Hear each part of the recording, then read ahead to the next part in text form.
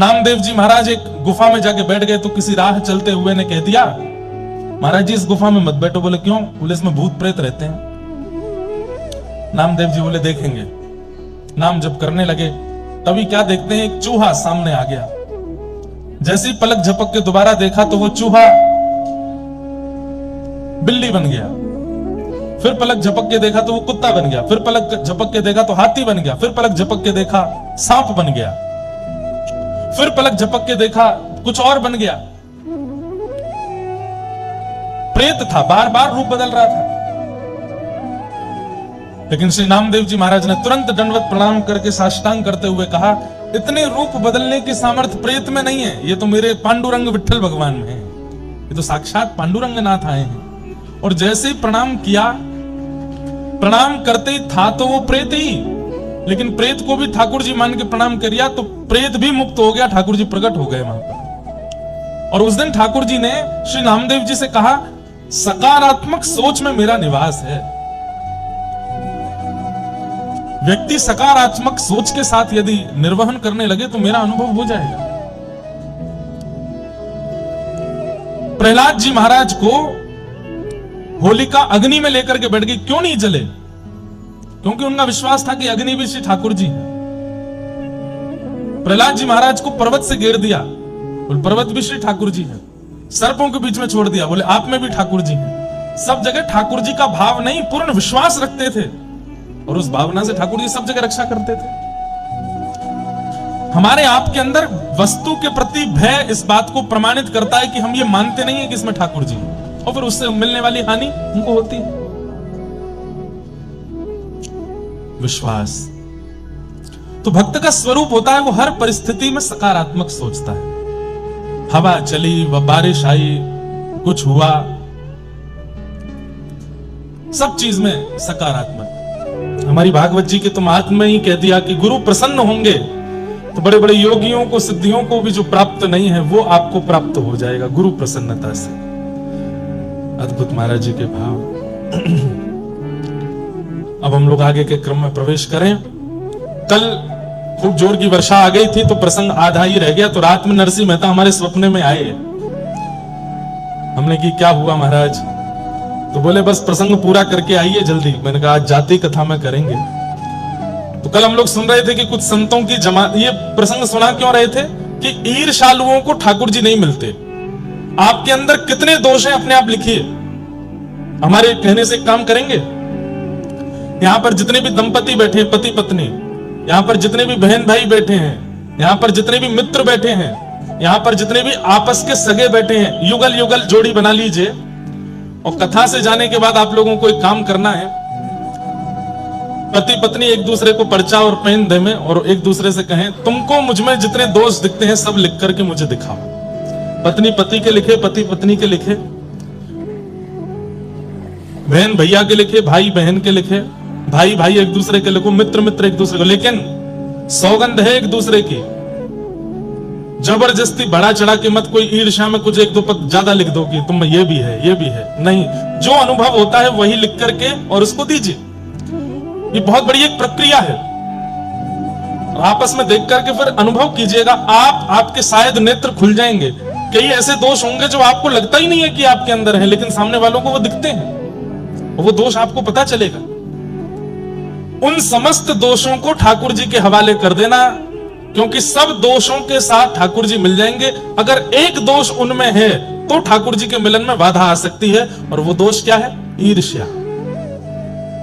अगर सामने वाले ने लिख दिया कि तुम्हारे अंदर ईर्ष्या भी है, मैंने कभी अनुभव किया था, तो आपको चिंता होनी चाहिए। क्यों? क्योंकि ठाकुर जी मिलेंगे ना। नरसिंह मेहता से इतनी ईर्ष्या करते थे सारे जूनागढ़ वासी कि 700 मुद्रा लेकर के द्वारिका जा रहे उन संतों से कह दिया कि जाओ, यहाँ इस नगर का सबसे बड़ा सेठ नरसिंह है, 1000 मोहर से नीचे की तो वो हुंडी लिखता नहीं है, तुम लोग जाके चरण पकड़ लेना, रोने लग जाना, मूड मारने लगना, और कैसे भी करके उनसे हुंडी लिखवा लेना, 700 सोने की मोहर उनके घर में धर देना।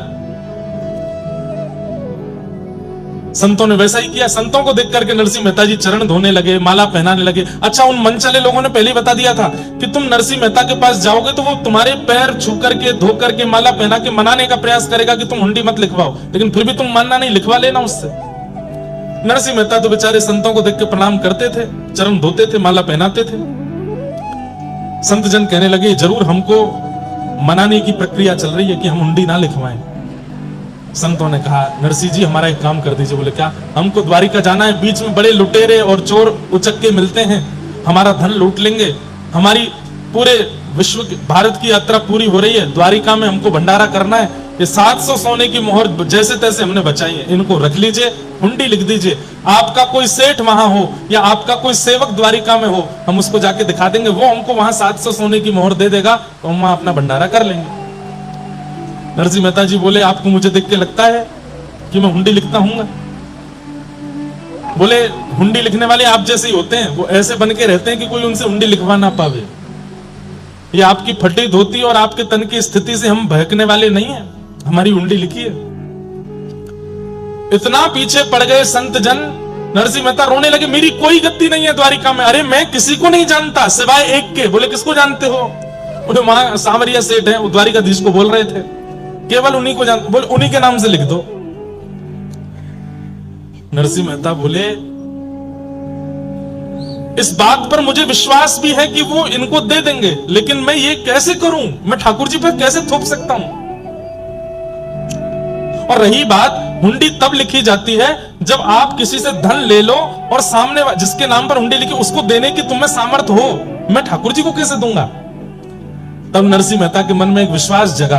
पूरे संत जन तो मान नहीं रहे, तो 700 सोने की मोहर लेके तुरंत पूरे जूनागढ़ के ब्राह्मण विप्र और संतों को बुला के भंडारा कर दिया, दक्षिणा बांट दी, भंडारा कर दिया, सब संतों को खिला दिया। और एक पत्र लेकर के नरसिंह मेहता जी ने लिखा, हे नाथ आपके नाम पर मैं इनकी हुंडी लिख रहा हूं, 700 सोने की मोहर मैंने लेकर के आपके नाम से हुंडी लिख दी है, कृपा कर द्वारिका जब ये लोग पहुंचे तो मेरी लाज रखना, इनको 700 सोने की मोहर दे देना। रही बात, मैंने आपको 700 मोहर दी नहीं तो फिर आप इनको कैसे दोगे? लेकिन मैं दे चुका हूं। कैसे? बोले संतों के ब्राह्मणों के हृदय में आप रहते हो, 700 सोने की मोहर का भंडारा करके मैंने आपको दे दिया है, इसलिए आप इनको दे दीजिएगा। संतों को पवा दिया मतलब ठाकुर जी तक पहुंच गया। बंधुओं, ठाकुर जी के संग कोई प्रक्रिया करने की इच्छा हो और ठाकुर जी नहीं मिल रहे हो तो किसी साधु, किसी महात्मा, किसी भक्त, किसी वैष्णव के साथ वो प्रक्रिया कर लो। प्रक्रिया के रूप में भोजन पवा दो, प्रक्रिया के रूप में उनको सुंदर वस्त्र दे दो, प्रक्रिया के रूप में उनका श्रृंगार कर दो, तिलक चंदन लगा दो, प्रक्रिया के रूप में उन्हें दक्षिणा दे दो, प्रक्रिया के रूप में इत्र लगा के सुगंधित कर दो, प्रक्रिया के रूप में माला पहना दो। कुछ बना के पवाने की इच्छा ठाकुर जी को है, संतों को पवा दो, क्योंकि संत सीधी डिलीवरी कराते हैं। ठाकुर जी भगवान का ब्लिंकेट है संत जन। ठाकुर जी के पोस्टमैन है सारे संत जन, भक्त जन, वैष्णव जन। जो ठाकुर जी को देना हो इनको दे दो, सब पहुंच जाता है वहां पर। पूज्य मलुकपीठ वाले महाराज जी एक बार कथा में बता रहे थे सत्य घटना। बिहार के एक पंडित जी ने एक सेठ जी से जाके कहा कि हमको जगन्नाथपुरी जाना है, दान दक्षिणा कुछ है नहीं हमारे पास रास्ते के लिए, आप हमें कुछ दे दो। तो सेठ जी ने उनको 100 रुपया दे दिया, बहुत होता था 100 रुपया। और महात्मा जी से कह दिया कि ये 11 रुपए तो आपके आने जाने में खर्च होंगे, 5-6 रुपए में आपको प्रसाद वरसाद हो जाएगा, बाकी का जो बचेगा लगभग 80 रुपया ये श्री जगन्नाथ जी के मंदिर में चढ़ा देना हमारी तरफ से। तो ठीक है। महात्मा गए, जगन्नाथपुरी पहुंच करके उन्होंने खूब सुंदर सेवा करी, संत जनों को खूब प्रसाद पवाया, प्रसाद पवा के भंडारा आदि करा करके अंत में 11 रुपया बचा, 11 रुपया मंदिर में चढ़ा दिया। आप सेठ जी बोले मैं सेठ जी को जाके बता दूंगा कि भाई हम 80 तो नहीं चढ़ा पाए, 11 बचे तो 11 चढ़ा दिए। सेठ जी से जाकर के कहा कि देखो सेठ जी, हमने वहां भंडारा आदि किया तो खर्चा बहुत ज्यादा हो गया, आपने 80 रुपए के लिए कहा था, इतने की टिकट बनी, इतने का प्रसाद हुआ, इतने का हमने भंडारा कर दिया, 11 रुपया बचा था वो हमने महाप्रभु जगन्नाथ जी को अर्पित कर दिया। 100 में से 11 गए, कितने बचे? 100 में से 11 गए, कितने बचे? 89। सब कुछ संतों की सेवा में लगा दिया। 11 रुपए मंदिर में चढ़ा तो सेठ जी के मन में आया मैंने 80 के लिए बोला था, इन्होंने 11 ही क्यों चढ़ाए? चलो कोई बात नहीं, 11 चढ़ गए तो अच्छा है। ये सोच करके सेठ जी जब सोए तो रात्रि में महाप्रभु जगन्नाथ सपने में आए और स्वप्न में आकर के बोले, तुमने 100 रुपए देकर के एक संत को भेजा था? बोले हाँ, उसमें से 89 रुपए हमने रख लिए हैं, 11 हमने छोड़ दिए हैं। सेठ जी उठ करके बैठ गए, बोले कि संत तो बता रहे थे कि उन्होंने 11 रुपए चढ़ाए, ठाकुर जी कह रहे हैं मैंने इतने रुपए रख लिए। दूसरे दिन जाके जब संत से पूछा कि ये ऐसे स्वप्न में ठाकुर जी ने हमको बताया, तो संत के नेत्र सजल हो गए। बोले कि हमने जो मंदिर में जाके ठाकुर जी को चढ़ाया, ठाकुर जी ने वो स्वीकार नहीं किया, जो संत सेवा में लगाया वो ठाकुर जी ने स्वीकार किया। जो वैष्णव संत सेवा में हमने अर्पित किया उसको ठाकुर जी ने स्वीकार किया। जो गोलक में जाके चढ़ा के आए, ठाकुर जी के आगे रख के आए, वो ठाकुर जी ने स्वीकार नहीं किया। इसका मतलब ये नहीं कि आप भी मत चढ़ाओ, मंदिर की प्रशासन की व्यवस्था के लिए तो चढ़ाओ, लेकिन उससे ज्यादा साधु सेवा, संत सेवा, वैष्णव सेवा। तो नरसिंह मेहता जी ने भी वही किया, संतों को पवा दिया और कहा द्वारिकाधीश हमने 700 सोने की मोहर भेज दी आपके पास, अब मेरी लाज रखना। संतों को हुंडी देकर के भेज दिया लिख करके। संत जन द्वारिका पहुंचे, वहां जाके ढूंढने लगे सांवलिया सेठ कहां है, कहीं नहीं मिले। पूरी द्वारिका छान मारी, कोई सांवलिया सेठ नहीं।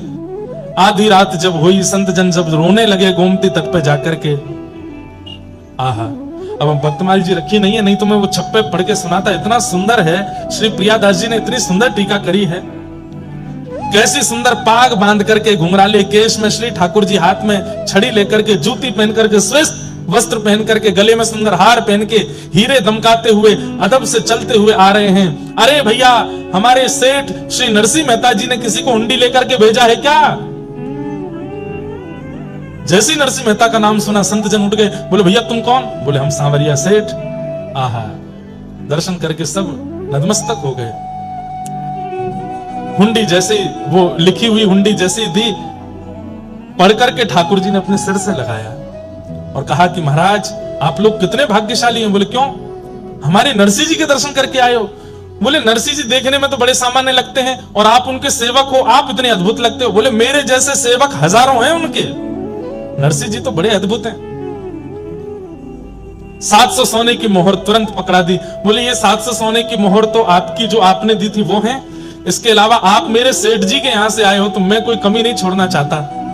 लेकर के गए सोने की थाली में भोजन, खूब सुंदर सुंदर पकवान पवाए, संत सेवा कराई, खूब दक्षिणा ऊपर से प्रदान कर दी। संत जन बड़े प्रसन्न हुए। ठाकुर जी ने उल्टा पत्र लिखा और कहा, हे नरसिंह जी, संसार ने मुझे चोर कहकर के बुलाया, संसार ने मुझे ये कहकर के बुलाया, संसार ने मुझे इतने इतने लालचन लगाए, लेकिन आप कितने अच्छे हैं, आपने मुझे सेठ कहकर के पुकारा, सांवरिया सेठ। मैं आपसे बहुत प्रेम करता हूं, जल्द ही आपसे मिलूंगा। ऐसा पत्र लिख करके ठाकुर जी ने संतों के द्वारा भिजवाया, जाओ हमारे सेठ जी को दे देना। नरसिंह मेहता के पास जैसे ही संत पहुंचे, नरसिंह मेहता बोले अब पिटाई होगी। क्यों? इनको 700 सोने की मोहर मिली नहीं होगी द्वारिका में, तभी मारने आए हैं मुझे। लौट करके संत जन आए, नरसिंह मेहता बोले भगवान मुझे क्षमा कर दो। बोले क्यों, आपको मोहर मिल गई?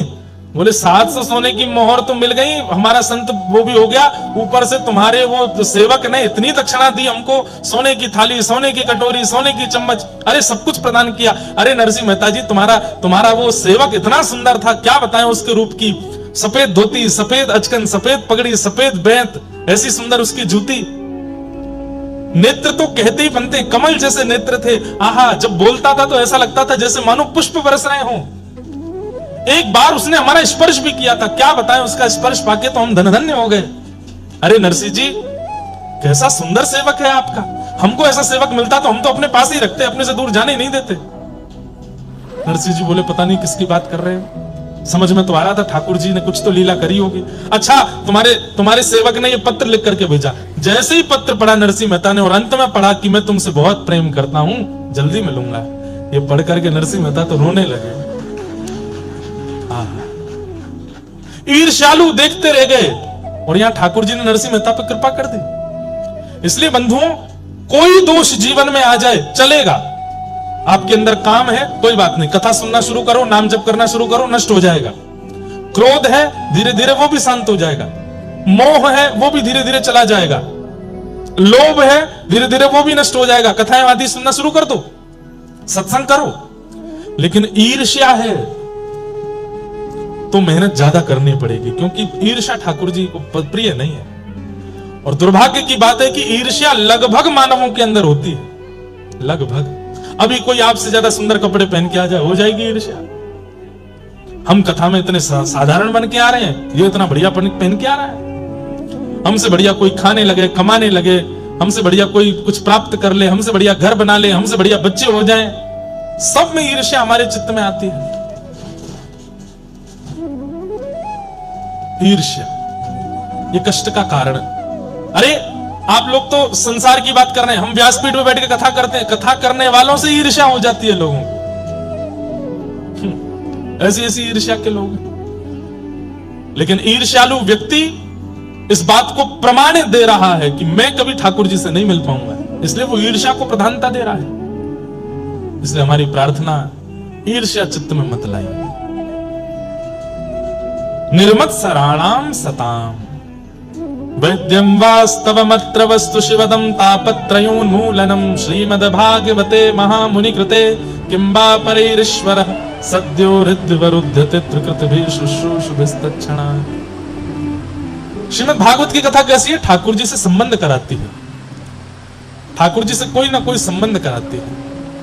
बंधुओं, ठाकुर जी से संबंध होना या ठाकुर जी के जनों से संबंध होना, ये दोनों ही कृपा की बात है। आप ठाकुर जी से संबंध नहीं बना पा रहे हो तो ठाकुर जी के जनों से संबंध बनाओ, ठाकुर जी के जनों को ही अपना मान लो, ठाकुर जी के जनों से संबंध बनाओ।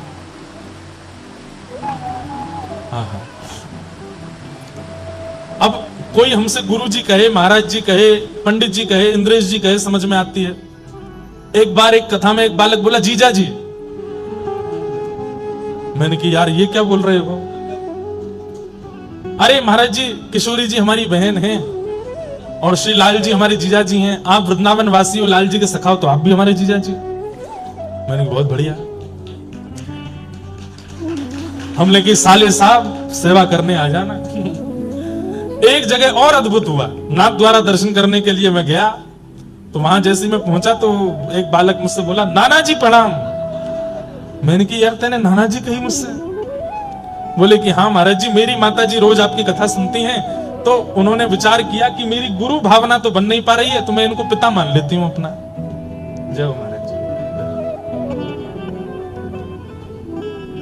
श्री वृंदावन बिहारी लाल की, श्री राधा रमण लाल की, श्री राधा रसिक बिहारी लाल की, श्री जटेरी धाम की, स्वामी श्री हरदास जी महाराज की जय। जय श्री राधे जय। तो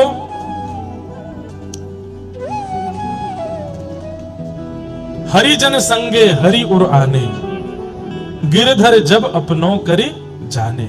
सब लोग इधर देखो, ध्यान से सुनो। तो हमसे बोले महाराज जी हमारी माता जी कथा सुनती हैं, उनकी आपके प्रति गुरु बुद्धि तो बन नहीं पाई, लेकिन आपकी कथा सुन के बहुत कुछ सीखा है। तो हमने कि तो फिर क्या? बोले गुरु नहीं मान पाई तो वो आपको पिताजी मानती हैं। मैंने ये आपकी माता जी की उम्र कितनी है? बोले 55 की हो गई। मैंने कि 55 की माता जी, वो 28 साल के पिताजी? तो बोले कि अब आपने ही कहा था कि हरिजनों से संबंध मानो, तो हमारी माता जी आपको पिताजी मानती है, तो उस नाते से आप हमारे नाना जी हुए। मैंने कहा बहुत बढ़िया। मैं तुम्हारे भी बाल बच्चे हो गए क्या? तो बोले हाँ जल्दी कृपा होने वाली है। मैंने कि वो बड़ा हो जाए तो वो परनाना बोलेगा हमको। तो अच्छा है, हरिजनों से संबंध रखो, हरिजनों को अपना संबंधी मानो। अरे जिन भक्तों के आप चरित्र सुनते हो ना, इनको ही अपना संबंधी मान लो, इनके संबंध की कहानी से ठाकुर जी आपको प्राप्त हो जाएंगे। मीराबाई मेरी बाई साहब मेरी बहन है, श्री सूरदास जी मेरे काका जी हैं, श्री कुम्मन दास जी मेरे चाचा हैं, श्री गोस्वामी तुलसीदास जी हमारे बड़े पिताजी हैं। ऐसे करके सबको संबंध, और ये गोपनीय रखने हैं, सबको बताने नहीं है। इन सबसे संबंध, भक्तों से संबंध बना लिया जाए तो फिर ठाकुर जी आपसे संबंध बनाएंगे, आपको ठाकुर जी से नहीं बनाना पड़ेगा। अभी आप कहते हो ठाकुर जी आप मेरे लाला हो, ठाकुर जी आप मेरे पति हो, ठाकुर जी आप मेरे ये हो, आप कह रहे हो, ठाकुर जी मान रहे हैं कि नहीं इसका नहीं पता। ठाकुर जी माने उसका पता कैसे चलेगा? तो बोले भक्तों से संबंध बनाओ, भक्तों से आपका संबंध बन गया तो ठाकुर जी आपसे संबंध बनाएंगे, ठाकुर जी आपको अपना कुछ बनाएंगे। वैद्यम वास्तवमत्र वस्तु शिवदम, श्रीमद् भागवत ठाकुर जी के प्रति संबंध को प्रगाढ़ करती है, कल्याणकारी संबंध कराती है। तापत्रयोन्मूलनम। कथा सुनने वाले को फिर जीवन में कभी कष्ट का अनुभव नहीं होता। श्रीमद् भागवते महामुनि कृते किंबा परैरीश्वरः सद्यो हृद्यवरुध्यते त्रिकृतिभिः शुश्रूषुभिस्तत्क्षणात्। ऐसी भागवत की कथा को हम बारंबार प्रणाम करते हैं, बारंबार वंदन करते हैं। नैमिषारण्य क्षेत्र में 88,000 सौनिकादि ऋषियों ने सूत जी से 6 प्रश्न किए और इन्हीं 6 प्रश्नों के उत्तर में सूत जी कथा कहना प्रारंभ करते हैं। अनेक विषयों का उत्तर देते हुए श्री सूत जी महाराज ने भागवत की रचना का प्रसंग बताया। बहुत ध्यान से सुनिएगा। श्री वेदव्यास जी महाराज ने 4 वेदों की रचना की, महाभारत की रचना की, 18 उपपुराण, 17 महापुराणों की रचना की। तब भी मन को शांति नहीं मिली। तब नारद जी महाराज की कृपा से उन्होंने श्रीमद् भागवत को रचना कार्य किया। नारद जी महाराज ने जाकर के कहा कि भगवान के प्रभाव नहीं, भगवान के स्वभाव का वर्णन करो, तब मन को शांति मिलेगी। तब श्रीमद् भागवत की रचना हुई। वेदव्यास जी ने वही भागवत की कथा अपने पुत्र सुखदेव जी को प्रदान की। सुखदेव जी ने यही कथा श्री परीक्षित जी को सुनाई। परीक्षित कौन है? पांडवों के वंशधर। इन परीक्षित जी को 7 दिन में मरने का श्राप लगा। सौनकादि ऋषियों ने पूछा ऐसा क्या हुआ कि इनको 7 दिन में मरने का श्राप लगा? तो यहां महाभारत का थोड़ा प्रसंग सुनाया गया। पाहि पाहि महायोगिन देव देव जगतपते नान्यम तद्भयं पश्ये यत्र मृत्यु परस्पर। बहुत सावधानी से सुनो। उत्तरा के गर्भस्थ शिशु बालक को बचाना,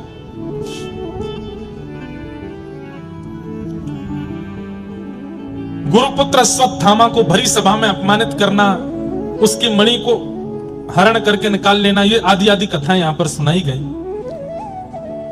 एक प्रकार से पांडवों का युद्ध विजय करा करके और थोड़े बहुत जो कार्य थे उनको समाप्त करके भगवान पांडवों को हस्तिनापुर का राजा बना के द्वारिका प्रस्थान कर रहे हैं। अब हम यहां से कथा सुनेंगे। द्वारिका को जैसे ही जाने लगे तो कुंती ने भगवान के रथ को रोक लिया। कुंती कौन है? भगवान की बुआ।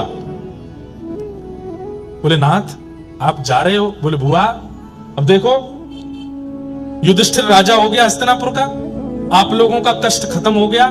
अब तक आप लोगों ने इतनी पीड़ाएं सही, वनवास करना पड़ा, सब कुछ सहना पड़ा, अब सब कुछ समाप्त हो गया है। अब आपका राज्य आपके पास आ गया है, महाभारत का युद्ध आप जीत गए हो, अब सब अच्छा आनंद में हो गया, अब मुझे आज्ञा दो, मुझे जाने दो। कुंती ने कहा 2 मिनट नीचे आइए, मुझे आपसे बात करनी है, फिर चले जाना। श्रीमद् भागवत की सबसे पहली स्तुति है कुंती स्तुति, और कुंती ने भगवान से जो बात कही है वो बहुत ध्यान से सुनिएगा। नमस्ये पुरुषं त्वाद्यं ईश्वरं प्रकृते परम अलक्ष्यं सर्वभूतानां अन्तर्बहिरवस्थितम्। जैसे ही ठाकुर जी रथ से नीचे उतरे, कुंती बुआ ने तुरंत ठाकुर जी को साष्टांग प्रणाम किया। ठाकुर जी 4 कदम पीछे हट गए। बुआ ये क्या कर रही हो आप? मैं भतीजा हूं आपका, मुझे आपको प्रणाम करना चाहिए, आप मुझे क्यों प्रणाम कर रही हो? कुंती बुआ बोली परमात्मा को प्रणाम करना चाहिए और मुझे पता है कि आप परमात्मा हो। मैं परमात्मा हूं? बोले हाँ। जोर से ठाकुर जी हंसने लगे। मैं परमात्मा हूं? बोले हाँ तुम परमात्मा हो, मैं जानती हूं। अच्छा मैं परमात्मा हूं तो फिर मेरे द्वारिका जाने पर आप रो क्यों रही हो? क्यों? बोले परमात्मा तो सब जगह रहता है, वो द्वारिका में भी है, हस्तिनापुर में भी है, वृंदावन में भी है, गोकुल में भी है, मथुरा में भी है, अलवर में भी है, जयपुर में भी है। परमात्मा कोई एक स्थान पर तो रहता नहीं, परमात्मा तो सब जगह रहता है। और आप मुझे अगर परमात्मा कह रही हो तो मेरे द्वारिका गमन पर इतना रुदन क्यों कर रही हो? परमात्मा तो सब जगह है, देख लीजिए मुझे। कुंती कहती है यही तो बात है, हो तो आप सब जगह पर इतनी आसानी से दिखते नहीं हो। क्यों नहीं दिखता? अब कुंती दूसरे श्लोक में कह रही है कि माया जवनिका छन्न आज्ञादोक्षजमव्ययम्। बहुत दिन बाद हम कुंती स्तुति कह रहे हैं, ध्यान से सुनिएगा। कि माया जवनिका छन्न आज्ञादोक्षजमव्ययम् न लक्ष्य से मूढ़ दृशा नटो नाट्यधरो यथा। कुंती कह रही है आप परमात्मा हो, सब जगह हो, लेकिन दिखते क्यों नहीं हो? माया के कारण। माया समझते हैं? संसार की हर वो वस्तु जो आपको अपनी ओर आकर्षित करती है वो माया है। मोबाइल फोन भी माया है, गाड़ी भी माया है, व्यक्ति भी माया है, खाने के व्यंजन भी माया है, पहनने के वस्त्र भी माया है। हर वो वस्तु जो ठाकुर जी से दूर करके अपनी ओर आकर्षित करती है वो माया कहलाती है। लेकिन किसी वस्तु के सामीप्य में रह के भी ठाकुर जी से दूरी ना बन रही हो तो वो माया नहीं हो सकती। आप 1.5 करोड़ की गाड़ी में बैठे हो, लेकिन गाड़ी में बैठ करके भी वृंदावन की याद में रो रहे हो तो आप माया की चपेट में नहीं हो।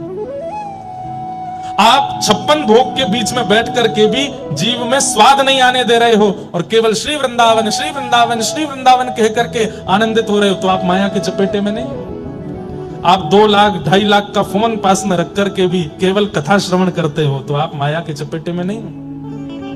आप गले में स्वर्ण पहन के, हाथों में स्वर्ण और हीरा धारण करके भी अगर भगवान की भक्ति में लीन रहते हो तो आप माया के चपेटे में नहीं। और एक बात बोले, मायावी व्यक्ति अलग ही दिख जाता है। उसके सिर पर कृष्ण नहीं सवार होते, उसके सिर पर धन, उसके सिर पर ऐश्वर्य, उसके सिर पर नाम, उसके सिर पर अभिमान, ये सब सवार रहता है। वो मायावी व्यक्ति है, माया के चपेटे में। और जो माया के चपेटे में आ जाता है उसको सब जगह होते हुए भी ठाकुर जी नहीं दिखते, उसको मंदिर में भी ठाकुर जी नहीं दिखते। एक बार एक व्यक्ति मेरे साथ श्रीनाथ जी दर्शन करने गया, नाथ द्वार। मेरी श्रीनाथ जी के दर्शन में मुझे बहुत सुख मिलता है, सब जगह ही मिलता है, पर राधा रमण जी, श्रीनाथ जी, तिरुपति बालाजी कुछ स्थान है जहां पर मैं स्थिर हो जाता हूं। अब श्रीनाथ जी दर्शन करने के बाद मेरे नेत्र तो सजल हो गए। बाहर आकर के थोड़ी देर में मौन रहा। थोड़ी देर बाद वो व्यक्ति क्या बोलता है, महाराज जी वो श्रीनाथ जी की ठोड़ी पे जो हीरा था कम से कम 5-6 लाख का तो होगा, गले में जो हार पहन रखे थे 12-13 लाख के तो होंगे। मैंने कि यहां आकर के भी तुमको वही दिखा। जाकी रही भावना जैसी, प्रभु मूरत देखी थे ना तैसी। प्रॉपर्टी डीलर होते हैं ना, वो दुनिया के किसी कोने में चले जाए, यहां जमीन के भाव कितने होंगे भैया, वो यही काम करते रहते हैं। कामी व्यक्ति जहां जाता है वहां काम दिख जाता है। धनवान व्यक्ति जहां जाता है उसको वहां धनी धन दिखता रहता है। हमारे साथ एक पंडित जी रहते थे पहले, अब नहीं रहते, वो अब ज्यादा व्यस्त हो गए। वो जहां जाते, महाराज जी घर कितने का होगा, ये कमरा कम से कम 20-22 लाख का तो बना होगा है, ये टेबल कम से कम इतने की तो आई, मैं तुमको खरीदनी है क्या? अब हम तो घरों में जाते रहते, तो ये थोड़ी है तो सब जगह वही देखना। कई लोगों को देखा गया वो कथा में आकर के भी कथा नहीं सुनते। वो कथा में आकर यहाँ पे ये कमी है, यहाँ पे ये कमी है, व्यास जी भजन ही नहीं गा रहे हैं, 1.5 घंटा हो गया है, कोई चुटकुल्ला नहीं सुना रहे तो ठाका मार के हंसे नहीं, कोई टोना टोटका तो बताते ही नहीं है। जीवन में संकट चल रहे हो, उनसे कैसे निवृत्ति की जाए कुछ तो बताओ। भावना जैसी होती है परिस्थिति वैसी अनुभव देने लगती है।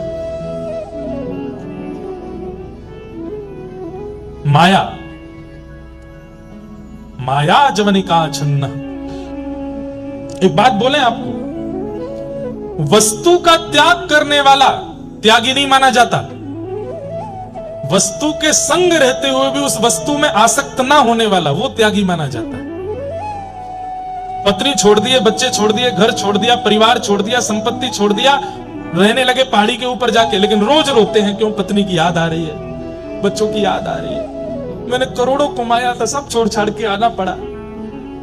वो त्यागी है। लेकिन पत्नी भी है, बच्चे भी हैं, संपत्ति भी है, गाड़ी भी है, घोड़ा भी है, सब कुछ है, लेकिन रहता है विरक्त, वो त्यागी है। हम गृहस्थाश्रमी हैं, यहां जितने भी बैठे हैं लगभग, हम गृहस्थाश्रमियों को आश्रम नहीं छोड़ना है, पत्नी बच्चे नहीं छोड़ने हैं, पर हां जितनी आसक्ति उन सब में है उतनी श्री कृष्ण में कर लेनी है। हमारा वही त्याग हो जाएगा, वही विरक्ति हो जाएगी, वही वैराग्य है हमारे लिए।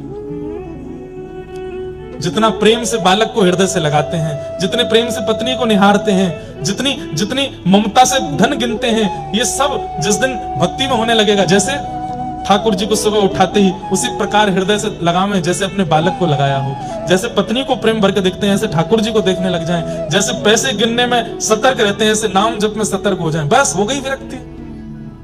यही विरक्ति है, यही त्याग है। सब छोड़ के जाने की आवश्यकता नहीं। 40 साल के हो गए और फिर कहने लगे हम तो ब्रह्मचारी हैं, हमने ब्याह नहीं किया। असली बात यह थी कि किसी ने उनको पसंद ही नहीं किया था। अब 40 साल के हो गए तो क्या करें भाई, ये थप्पा कैसे सहन हो कि हमारा ब्याह नहीं हुआ, हम तो ब्रह्मचारी हैं। घर छोड़ करके बाहर रहने लगे, घर वालों ने निकाल दिया और बोले अब ये कैसे सहन हो, के घर वालों ने निकाल दिया तो फिर क्या लगा लिया, बोले हमने तो त्याग कर दिया घर का, त्यागी हो गए, महात्मा हो गए। हम गुलाब जामुन नहीं खाते, हम रसगुल्ला नहीं खाते, खाने को मिलता नहीं है, ये बताओ ना। विदेश जाना अपराध है, समुद्र लांघना गलत बात है, खुद को वीजा नहीं मिला था कभी, इसलिए सबके लिए ऐसा बोल रहे हो। बड़े विचित्र हैं संसार। लेकिन वास्तव में माया ही है जिसके कारण ठाकुर जी दिखते नहीं। ठाकुर जी तो सब जगह हैं, इस समय इस पंडाल में भी कहां कहां बैठे होंगे, लेकिन माया है जिसके कारण वो दिख नहीं रहे हैं। तब कुंती कहती है तो फिर दिखते कैसे हैं? बोले जैसे कठपुतली का नृत्य होता है ठाकुर जी, तो कठपुतली नाचती है, गाती है, हंसती है, खेलती है, सब कुछ कठपुतली करती है और दर्शनार्थी ताली बजाते हैं, अरे देखो कठपुतली नाच रही है, कठपुतली हंस रही है, कठपुतली रो रही है। लेकिन गलती से किसी ने आकर के कठपुतली के पीछे वाला पर्दा अगर हटा दिया तो सारा भेद खुल जाएगा। ओहो, पीछे बैठा एक आदमी उंगलियों से नचा रहा है। ठीक वैसे ही संसार का हर वस्तु, हर व्यक्ति कठपुतली है। हमें ऐसा दिखता, ओहो ये इतना बड़ा आदमी बन गया, अरे उसके साथ बहुत बुरा हो गया, अरे ये मर गया, अरे ये जी गया, सब कठपुतली हैं। लेकिन जिस दिन सदगुरु आकर के माया का पर्दा हटा देंगे, सब पता चल जाएगा पीछे बैठे ठाकुर जी ये सब कर रहे हैं, कठपुतली की अपनी कोई सामर्थ्य नहीं थी। माया जवनिका छन्न आज्ञा दोक्षजमव्ययम न लक्ष्यसे मूढ़ दिशा नटो नाट्य धरो यथा। जैसे एक नाटक में नचाने वाला, कठपुतलियों को प्रदर्शित करने वाला कठपुतलियों की वास्तविकता अनुभव करा देता है, लेकिन भेद अगर खुल जाए तो फिर हंसी आती है कि हम जिस कठपुतली के मरने पर रो रहे थे वो तो पीछे से एक्टिंग करवाई जा रही थी।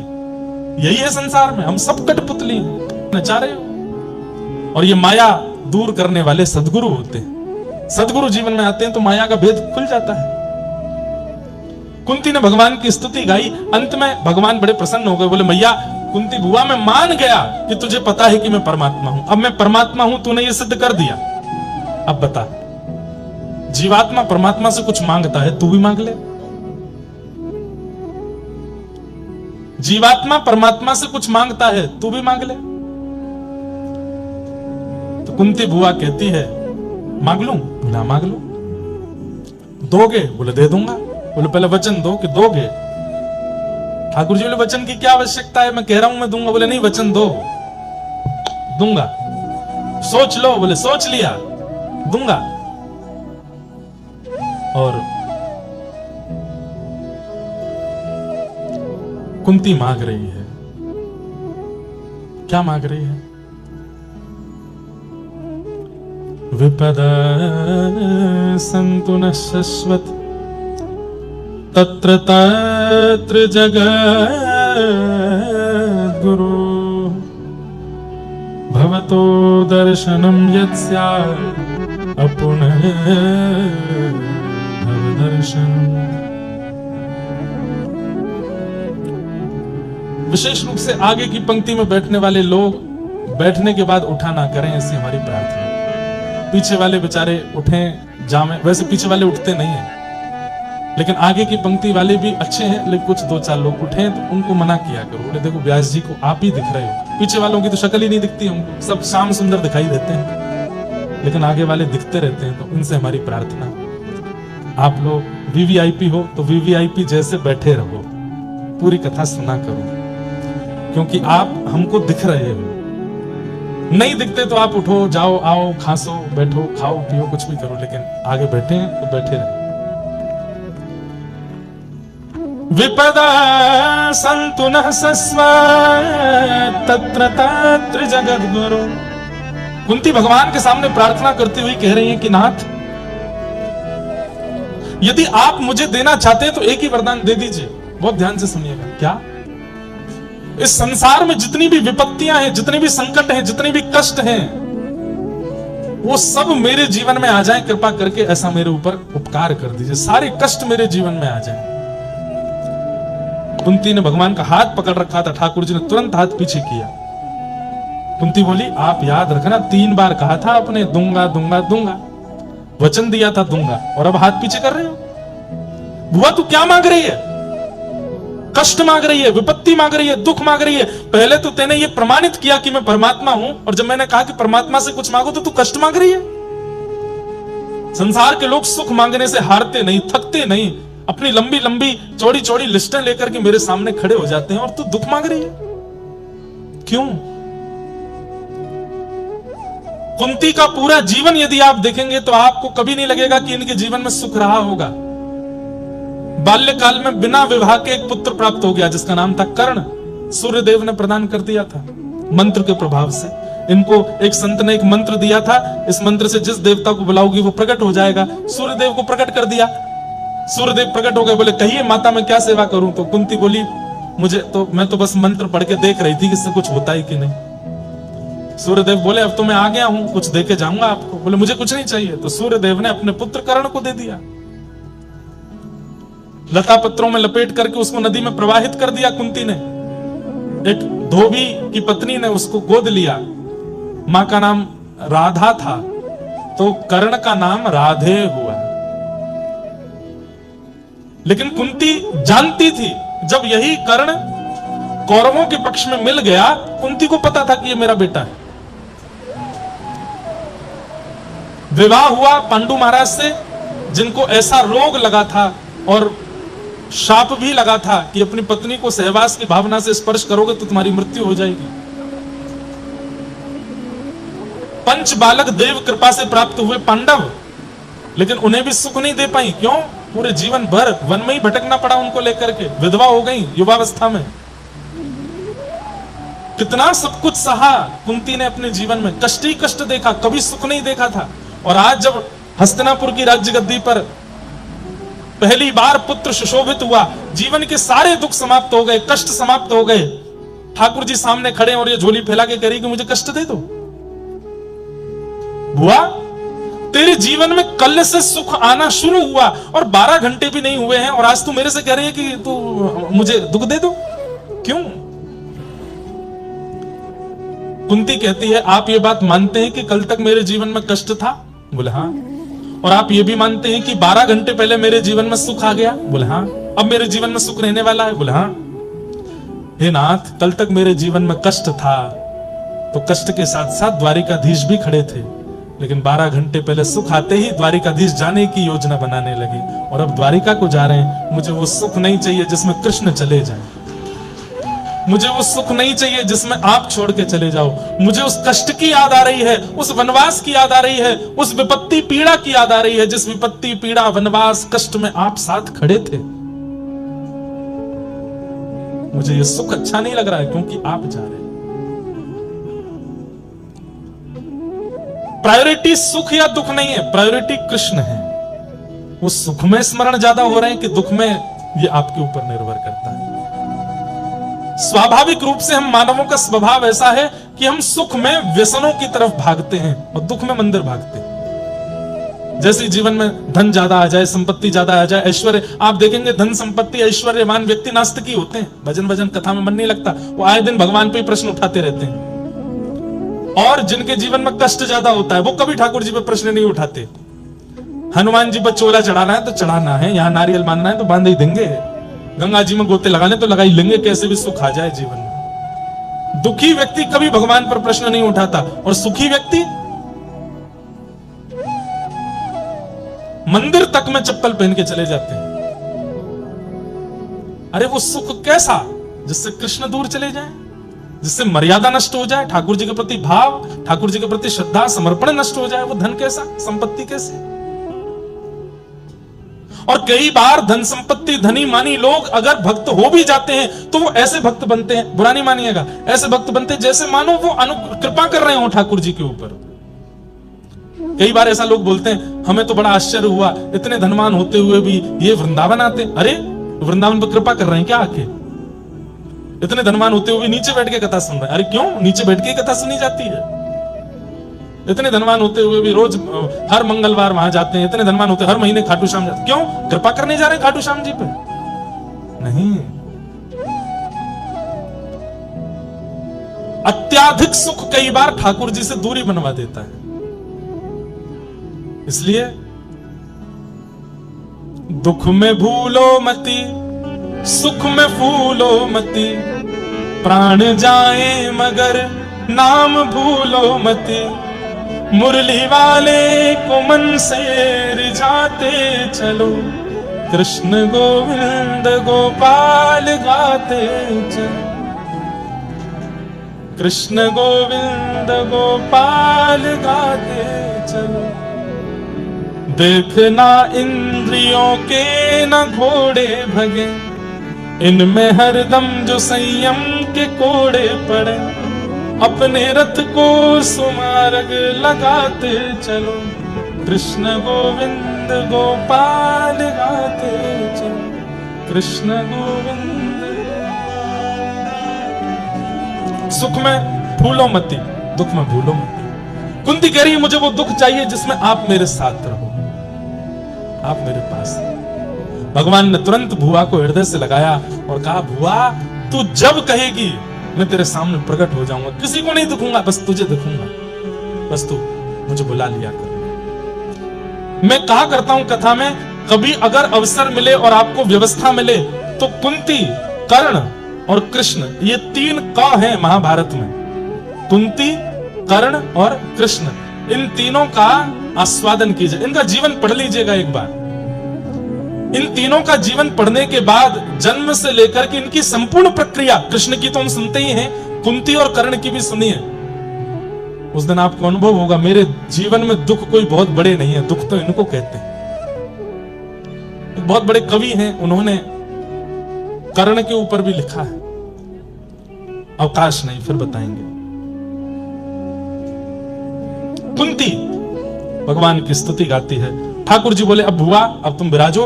अब रथ में जैसे ही बैठे ठाकुर जी निकलने लगे, इतने में ही रोने की आवाज आने लगी। भगवान ने कहा, अब कौन रोने लगा? देखा तो युधिष्ठिर जी रो रहे थे। भगवान बोले, अब तुम क्यों रो रहे हो? तब युधिष्ठिर जी बोले, बालक द्विज स्विहन मित्र पितृ भातृ गुरुत्व नमेश्या निरयान मोक्षो यपि यापि वर्षायुतायुतै। मेरे कारण कितने बालक अनाथ हो गए, कितनी माताएं विधवा हो गई, मैंने अपनों को मार दिया। बहुत ध्यान से सुनिए थोड़ी देर। मोह अर्जुन को हुआ लेकिन युद्ध करने से पहले, और वैसा ही मोह युधिष्ठिर को हो रहा है, पर कब? युद्ध होने के बाद। गलती करने से पहले यदि आपके मन में सतर्कता आ रही है तो आप अर्जुन हो। कृष्ण आपकी सहायता कर सकते हैं, लेकिन पूरे रायते फैलाने के बाद रोना है। ठाकुर जी कह रहे हैं, अब रोने से क्या फायदा, जब चिड़िया चुग गई खेत, सब हो गया, खुद किया, अब रो क्यों रहे हो?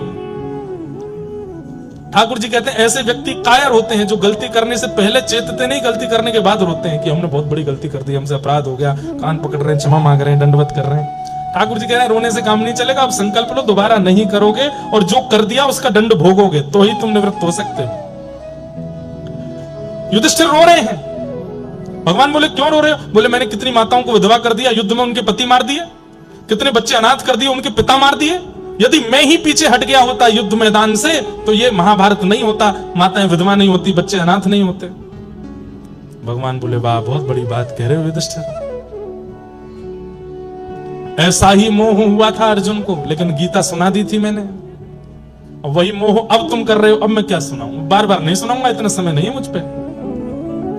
मेरा मोह दूर कीजिए, मैं बहुत व्याकुल हो रहा हूं, मुझे नरक में भी स्थान नहीं मिलेगा, मैं इतना बड़ा पापी हूं। भगवान बोले, अब हम जहां फेल होते हैं वहां हमारे भक्त पास होते हैं।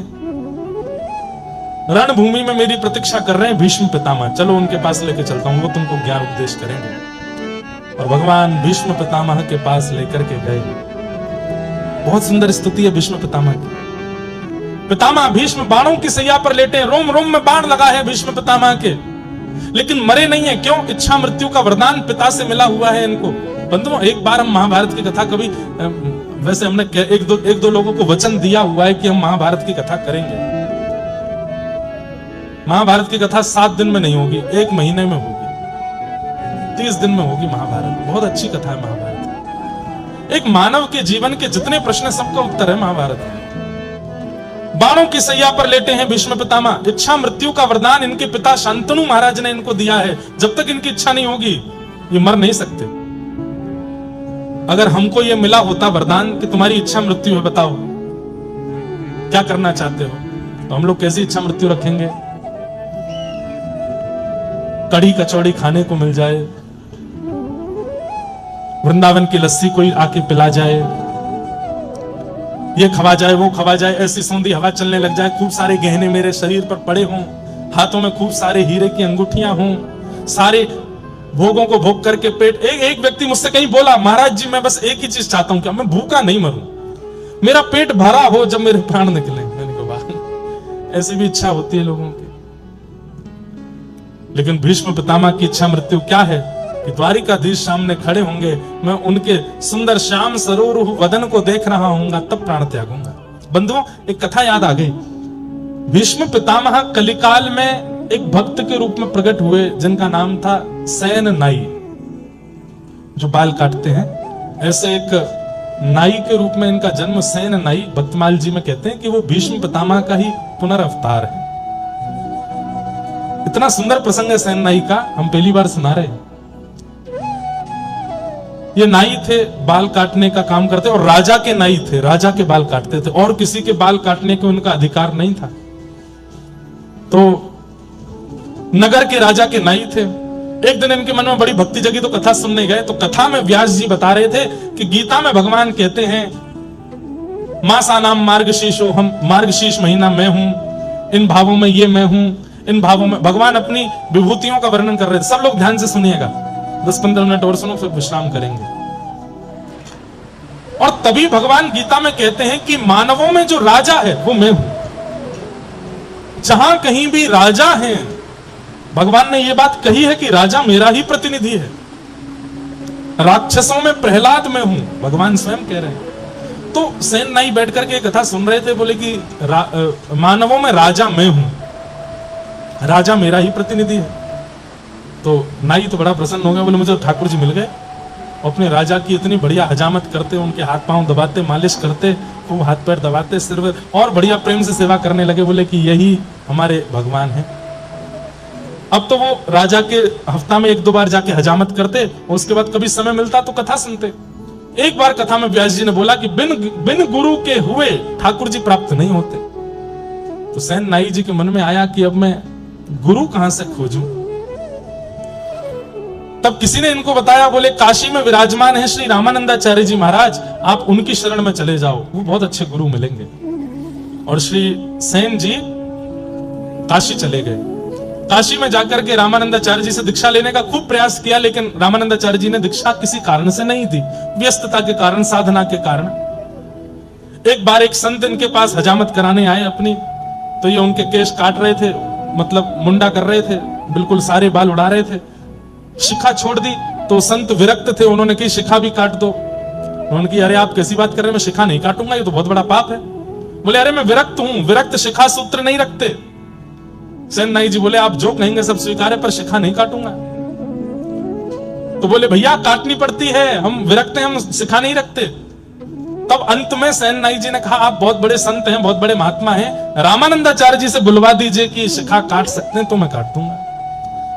सेन नाई जी ने बड़ी युक्ति समझी कि भाई इसी से गुरु सन्निधि भी मिल जाएगी और इनकी शिखा भी काट देंगे। संत लेकर के रामानंदाचार्य जी के पास गए तो रामानंदाचार्य जी को ये बात बड़ी अच्छी लगी कि इन्होंने लाख कहने पर भी शिखा काटी नहीं, कितना इनका भाव है। और वो सब भाव देख करके, प्रेम देख करके रामानंदाचार्य जी ने फिर समझा करके जो भी भाव था वो कराया। सेन नाई जी की इस निष्ठा को देख करके उन्होंने दीक्षा प्रदान की, तिलक दिया, नाम दिया, मंत्र दिया। सेन नाई जी बोले आज्ञा करें। बोले आज्ञा यही है, वापस अपने गांव जाओ, वहीं रह के भजन करो। सेन और संत जन जब भी गांव में आवे, सब काम छोड़ करके उनकी सेवा करना, ये हमारी आज्ञा है। जो मंत्र दिया है इसका जाप करो, संतों की सेवा करो। सेन नाई जी लौट करके अपने गांव आ गए। राजा ने इनको बुलवाया कि कल हमको एक दूसरे राजा से मिलने के लिए जाना है, सुबह आकर के हमारी हजामत कर दो, मालिश वालिश कर दो, उसके बाद हम स्नान करेंगे फिर जाएंगे। रात्रि में सब व्यवस्था करके सेनाई जी सोए, सुबह उठे तो क्या देखा, कीर्तन की ध्वनि आ रही है और तभी देखे कि अयोध्या से कुछ संतों की जमात दर्शन करने के लिए जगन्नाथपुरी जा रही है और मार्ग में इनके गांव में होके निकल रहे हैं। तभी गुरु आज्ञा स्मरण में आई कि 100 काम छोड़ के संतों की सेवा करना। सेनाई जी काम छोड़ा नहीं, भूल गए कि राजा के यहाँ जाना है, संतों को प्रणाम किया, वो कहा हमारे घर चलें, आप सबकी मैं सेवा करूं। संतों के चरण धो रहे हैं, उनको सुंदर वस्त्र अर्पण कर रहे हैं, पत्नी के साथ बैठ के खूब सुंदर उनको प्रसाद पवा रहे हैं और प्रसाद पाने के बाद संतों से निवेदन किया आप कुछ सत्संग कीर्तन हो जाए। उनमें से एक श्रेष्ठ संत प्रवर, उन्होंने प्रवचन किया, सुंदर कथा सुनाई, सब भावुक हो गए और कीर्तन प्रारंभ हुआ। नाचने लगे सेनाई और पत्नी, सब बिल्कुल निमग्न होकर के भजन में नृत्य कर रहे हैं, नेत्रों से अश्रु प्रवाह हो रहा है, राम जी का स्मरण कर रहे हैं, गुरुदेव की याद कर रहे हैं। और यहां राजा प्रतीक्षा में बैठा है, मुझे दूसरे राजा से मिलने जाना है। सेनाई हमेशा समय से पहले आ जाता है, मैं नीचे आके बैठ गया, अभी तक आया नहीं। राजा ने तुरंत कहा मेरी तलवार कहां है, लेकर के आओ उसको, और इस सैन को तो मैं जाकर के देखूंगा। तलवार लेकर के आए, घिसने लगे उसको, घोड़ा बुलाओ मेरा, कहां है सेनाई का घर, उसके घर चलना है। इतने में ही देखा कि सामने से दौड़ते हुए सेनाई आ रहे हैं, अपनी पगड़ी संभाल रहे हैं, कभी हजामत का डिब्बा संभाल रहे हैं, कभी धोती संभाल रहे हैं और दौड़ते दौड़ते आए, अरे महाराज महाराज महाराज महाराज मैं आ गया। तो कहां रह गए इतनी देर? बोले महाराज क्षमा करते हैं, बहुत बहुत विलंब हो गया। बोले नहीं नहीं नहीं, दंड तो तुमको मिलेगा। भगवान भगवान क्षमा कीजिए, आप बैठिए ना, मैं जल्दी कर देता हूं, आपको विलंब हो रहा है। राजा बैठ गए, खूब सुंदर हजामत करी, खूब दाढ़ी वाड़ी सब करके, केश वेश। राजा क्रोध में तो था ही, बोले महाराज थोड़ी आपके हाथ पांव दबा दूं? बोले तू दबा तो दे, लेकिन दंड तो मैं तुझे दूंगा। हाथ दबाने लगे। आप इतना क्रोध करते हैं, अच्छे नहीं लगते हैं, आप थोड़ा प्रसन्न रहा कीजिए ना। हाथ पैर दबाते दबाते बोले आप थोड़े श्रमित हो तो मैं आपकी थोड़ी उंगलियां चटका दूं? बोले चटका तो दे, लेकिन दंड तो तुझे दूंगा। उंगलियां चटका दी, हाथ पैर। बोले आप कहो तो महाराज आपकी नेक थोड़ी कमर चटका दूं? बोले उससे कुछ दिक्कत तो नहीं होगी? कुछ नहीं होगा। लेकर के अपने कंधा पर जोर से झटका दिया, कमर ऐसी खुली महाराज, राजा बड़ा हल्का हो गया। बोले सेन तू इतने दिन से आ रहा है सेवा करने, लेकिन आज तेरी सेवा बड़ी अद्भुत लग रही है, लेकिन मैं दंड तो तुझे दूंगा। अरे विराजिए ना आप, थोड़ी आपकी कंधे की मालिश कर दूं। ऐसे ठाकुर जी यहां पर सुंदर कंधा दबाने लगे। थोड़ा गर्दन अपनी टेढ़ी कर लीजिए, टेढ़ी करके गर्दन थोड़ा इधर कुछ करने लगे तो वहां एक तेल का पात्र रखा था और तेल में प्रतिबिंब दिखाई देता है। जैसे ही तेल की ओर राजा देखने लगे, वो देख नहीं रहे थे, बस मुख इधर किया तो दिख रहा था। जैसे ही देखने लगे, सेनाई ने जैसे ही अपना मुख इधर किया तो प्रतिबिंब में क्या देखा? मोर मुकुट, कटाक्ष नेत्र, नाक में सुंदर नथ बेसर, ऐसी मधुर मधुर मुस्कान। पीछे मुड़ करके देखे तो सेनाई और प्रतिबिंब में देखे तो ठाकुर जी। राजा बोला ये मेरी आंखों का भ्रम है कि क्या है, पता नहीं हो क्या रहा है। नेत्र बंद करके अनुभव करे तो हाथों का स्पर्श इतनी बार राजा ने किया, लेकिन हाथ जैसा स्पर्श नहीं था।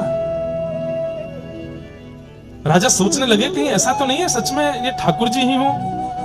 और बस ऐसा कहकर के राजा ने जैसे ही नेत्र खोले तो सैनिक जन खड़े थे। बोले वो सैन कहां गया?